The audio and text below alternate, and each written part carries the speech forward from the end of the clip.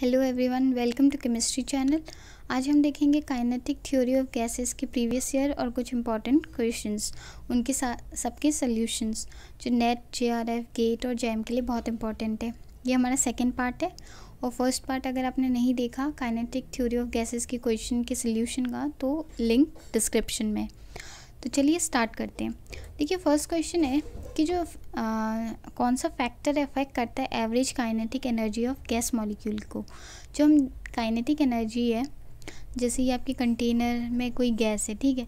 अब इसके जो भी मॉलिक्यूल्स हैं, हर एक मॉलिक्यूल की जो भी वेलोसिटी है वो अलग अलग होती है, जिसकी वजह से हम काइनेटिक एनर्जी को एवरेज करके लेते हैं, ठीक है। तो एवरेज काइनेटिक एनर्जी लेते हैं।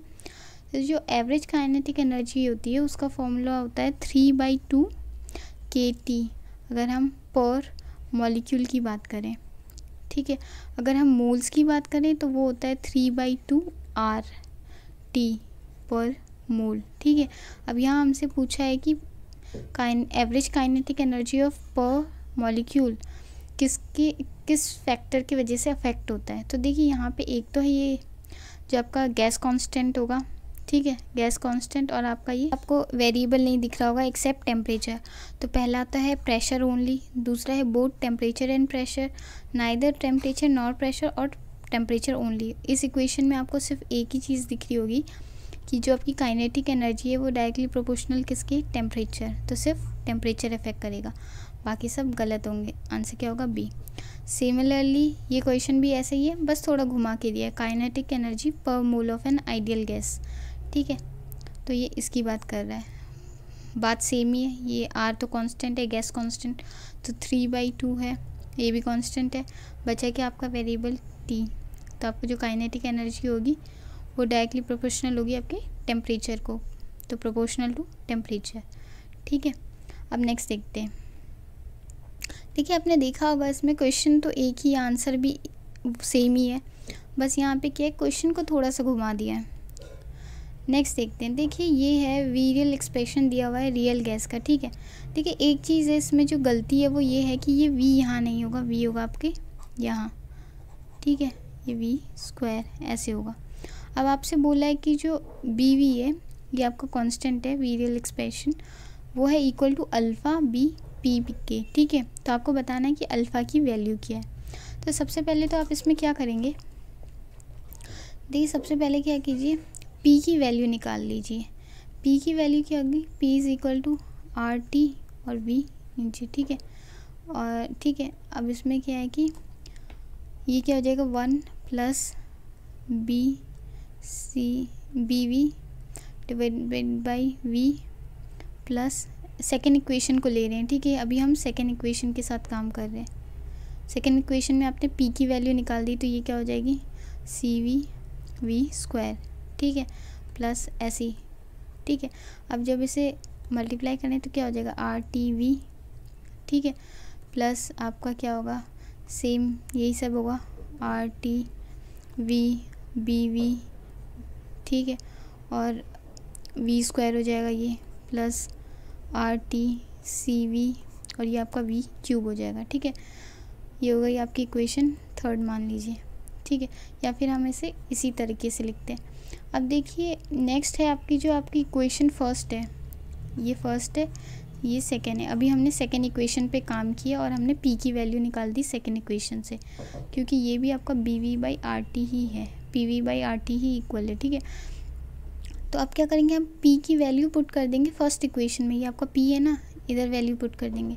तो ये क्या हो जाएगा, 1 + बी पी, पी की वैल्यू कितनी आई आपकी, R T by V, 1 + B V by V plus C V by V square, ठीक है। इसी तरह से होगा प्लस सी पी।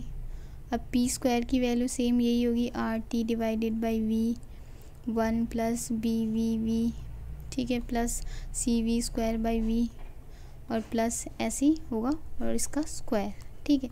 अब देखिए अब जब इसको सॉल्व करेंगे तो ये कितना, 1 + B R T by V, ठीक है।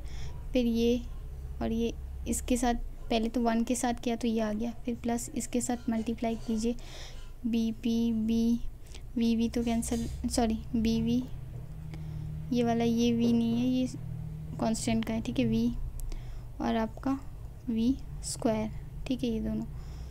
अब देखिए आप क्या कीजिए कि ये फर्स्ट टर्म हो गई आपकी, ये सेकेंड टर्म हो गई, ठीक है।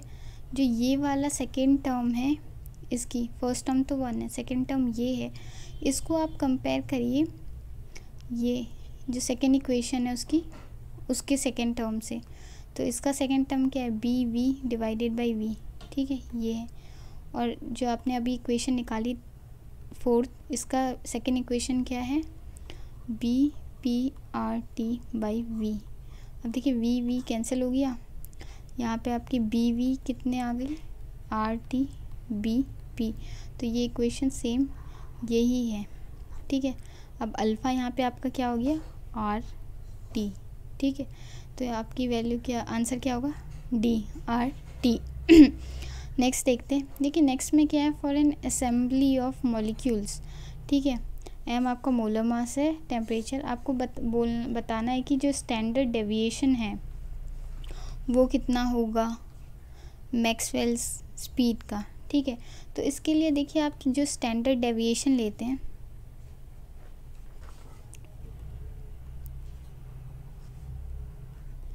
उसमें आप क्या लेते हैं, आप लेते हैं रूट ओवर जो आपकी स्पीड होती है,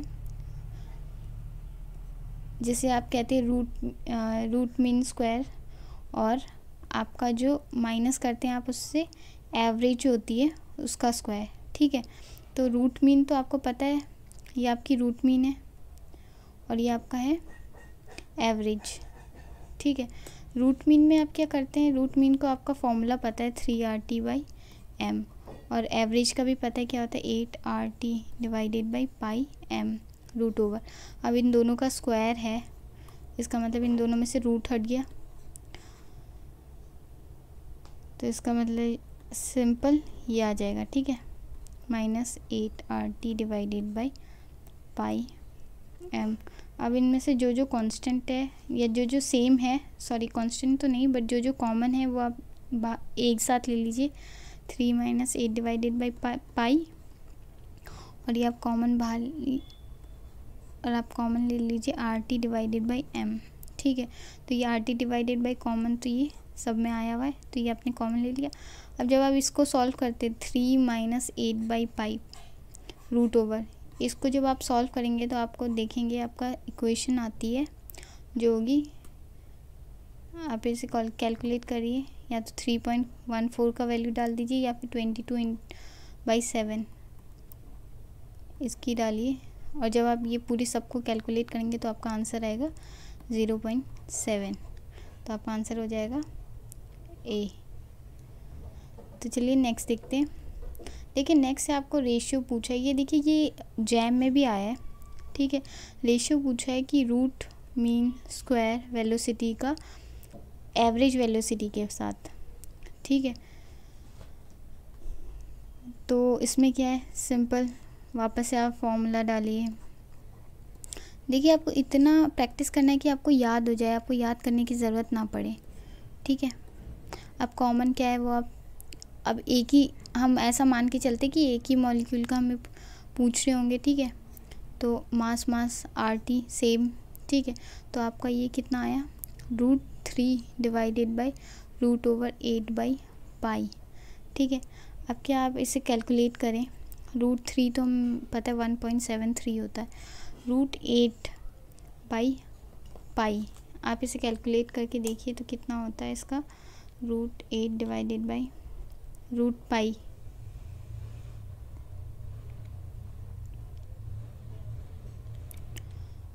तो ये हो जाता है आपका 1.595, ठीक है। तो VRMS और V एवरेज, ठीक है। इसका देखते तो RMS का है 1.73 और इसका हो गया 1.595।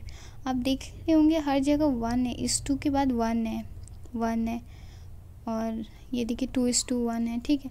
तो अब इसमें आप क्या कर सकते हैं कि, और उसके या तो ये काम कीजिए, पहले दोनों को 1.73 से डिवाइड कर दीजिए, ठीक है। अगर आपका आंसर आ जाता है इनमें से कोई तो ठीक है, नहीं आता तो फिर आप क्या कीजिए 1.73 और 1.595 को एक बार 1.59 से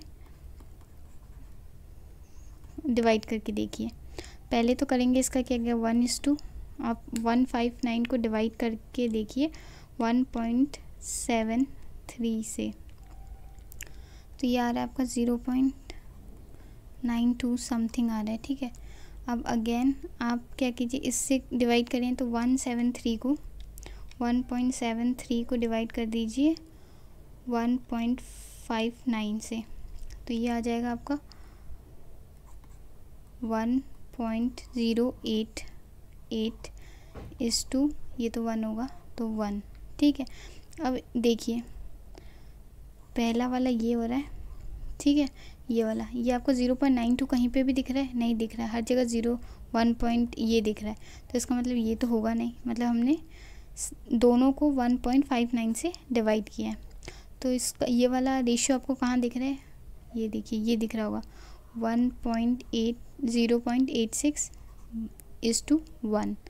ठीक है, तो आपका आंसर ये होगा। देखिए गलती से भी ये मत करिएगा, क्योंकि आपको पूछा है RMS टू एवरेज वेलोसिटी, मतलब RMS पहले होगा उसके बाद एवरेज वेलोसिटी होगी, तो उसका रेशियो आपका कितना आया? ये वाला। ठीक है, नेक्स्ट देखते हैं। देखिए नेक्स्ट दिया हुआ है कि आपकी kinetic energy of n molecule of O2 is x। Kinetic energy again, ठीक है, टेम्परेचर दिया हुआ है तो इसमें आप क्या लेंगे 3/2 kT। ठीक है, देखिए kinetic energy of n molecule दिया है, इसका मतलब आप एवरेज काइनेटिक एनर्जी लेंगे, आप वो वाला mv² नहीं लेंगे, वो हम एक पर्टिकुलर मॉलिक्यूल, किसी एक मॉलिक्यूल के लिए कहते हैं। यहाँ पे आपको दिया है कि kinetic energy of n molecule of O2, ठीक है, is X joule at -123 degree Celsius. इसको सबसे पहले केल्विन में चेंज कर रही है 123, आप 123 जो है इसको सबसे पहले केल्विन में चेंज करेंगे तो क्या करेंगे +273। ठीक है, तो आपका आंसर आ जाएगा 150 केल्विन। नेक्स्ट आपको दिया हुआ है कि अनदर सैंपल है जिसमें जो आपका मॉलिक्यूल तो O2 ही है, लेकिन टेम्परेचर में कितना है 27 डिग्री सेल्सियस। इसको अगर आप केल्विन में चेंज करते हैं 273, तो ये आपका आ जाता है 300 केल्विन। ठीक है, तो इसकी काइनेटिक एनर्जी है 2x। ठीक है, इसकी हमने मानी थी x, ठीक है, इसकी है 2x और 3/2 kT। ठीक है, अब आपको बताना है कि जो ये वाला सैंपल है इसमें कितने मॉलिक्यूल्स हैं। इसमें तो n मॉलिक्यूल्स थे, इसमें कितने मॉलिक्यूल्स हैं। ठीक है, तो सबसे पहले आप क्या कीजिए काइनेटिक एनर्जी पहले वाले की जिसमें n मॉलिक्यूल है और जिसमें 2n मॉलिक्यूल है। ठीक है, दोनों का रेशियो ले लीजिए, 3/2 कट जाएगा, k भी कट जाएगा, बस t का डिफरेंस है। यहाँ n मॉलिक्यूल थे, t कितना था 150। यहाँ पे आपको मॉलिक्यूल नहीं पता तो हम क्या मानते हैं, मान लीजिए हम क्वेश्चन मार्क मान लेते हैं। ठीक है, और टेम्परेचर आपका यहाँ है 300। अब देखिए अब काटिए कितना हो जाएगा 2। अब आपको नंबर ऑफ़ मॉलिक्यूल निकालना है, x से कट जाएगा। ठीक है, तो नंबर ऑफ़ मॉलिक्यूल कितना हो जाएगा, ये यहाँ गया n। ठीक है, n यहाँ 2 जाएगा डिवाइडेड बाई, यहाँ पे आपका 2 ऑलरेडी है। ठीक है, तो 2 कैंसिल, कितना बचा n। तो आपका नंबर ऑफ़ मॉलिक्यूल्स कितने हैं सेकेंड वाले में भी n, तो n कहाँ दिख रहा है, ये 2n है, नहीं, नन ऑफ दिस, नहीं, n/2, ये n/2 है, ये भी नहीं, तो इसका आंसर क्या होगा n। ठीक है, अब नेक्स्ट देखते हैं।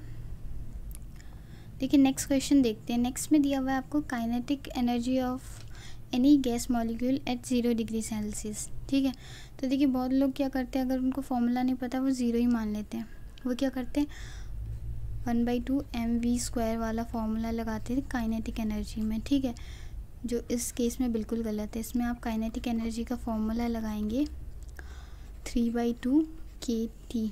ठीक है, अब 3/2 तो कांस्टेंट है, k होता है आपका 1/3 8 × 10⁻⁻23। और टेम्परेचर आपको 0 डिग्री सेल्सियस दिया है, लेकिन हम हमेशा केल्विन में कैलकुलेट करते हैं, तो कितना हो जाएगा 273, ठीक है, केल्विन।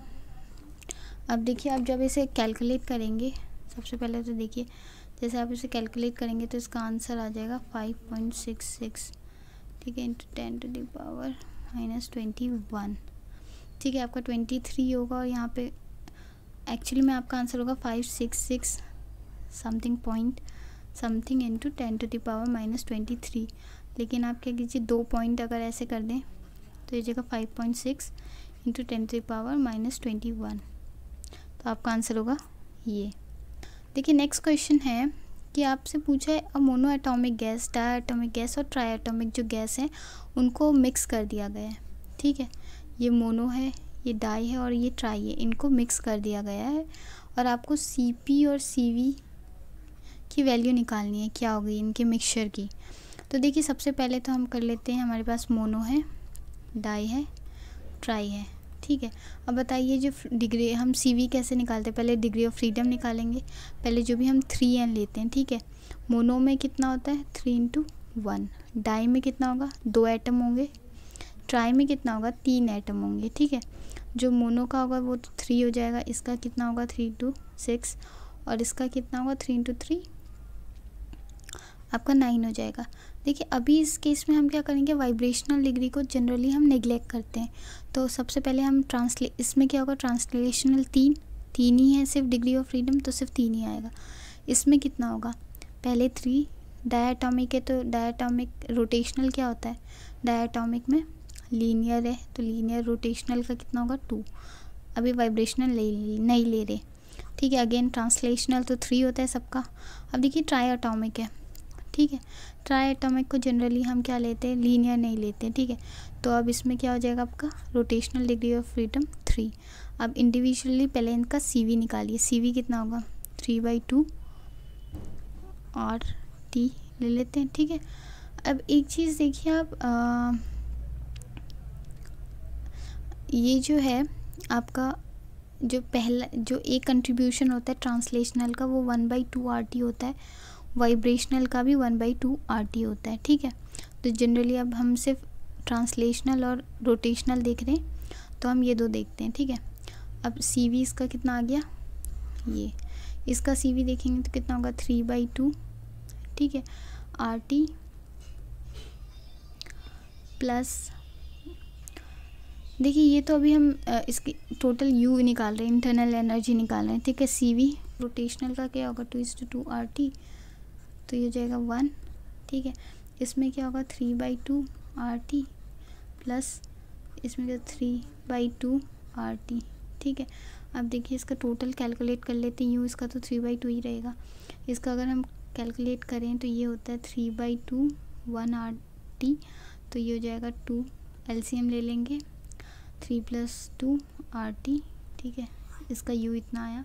अब इसका देखते हैं हम कितना होगा 3/6 RT/2, तो ये कितना हो जाएगा 3 RT, ठीक है। अब जब इसका हम निकालते हैं Cv तो हम क्या लिखते हैं del/U/del T, ठीक है। तो जब ये करते हैं तो ये हो जाएगा 3/2 R, ये हो जाएगा 5/2 R, ये हो जाएगा 3 R, ठीक है। देखिए ये तो आ गई आपकी Cv की वैल्यू, लेकिन जो Cv मिक्सचर होता है उसका फॉर्मूला होता है N1 नंबर ऑफ़ एटम्स या फिर moles of atom. Cv first वाले गैस में कितने, N2, Cv सेकेंड वाले में कितने, और N1 + N2 जितने भी होंगे उतना का आप कैलकुलेट करेंगे। तो फर्स्ट वाला हम अगर देखें तो फर्स्ट वाला कितना है, देखिए फर्स्ट वाले के पास एक ही एटम है, तो हम नंबर ऑफ़ एटम मान के चलते हैं इस बार N को, ठीक है। वरना अगर आपके पास मोल दिया है तो आप मोल मान सकते हैं। देखिए N1 है तो इसका कितना 3/2 R, ठीक है, प्लस दूसरे के डायटोमिक है 2 × कितना है 5/2 R प्लस 3 × 3 R, ठीक है।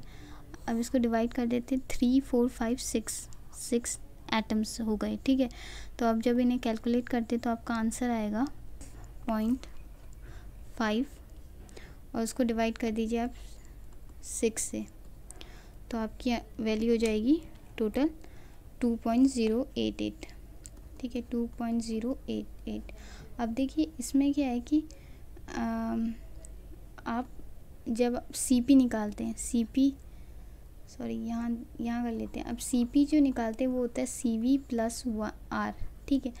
तो ये तो आपकी वैल्यू आ गई 2.088 R प्लस R करेंगे तो कितना हो जाएगा 3.088 R, ठीक है।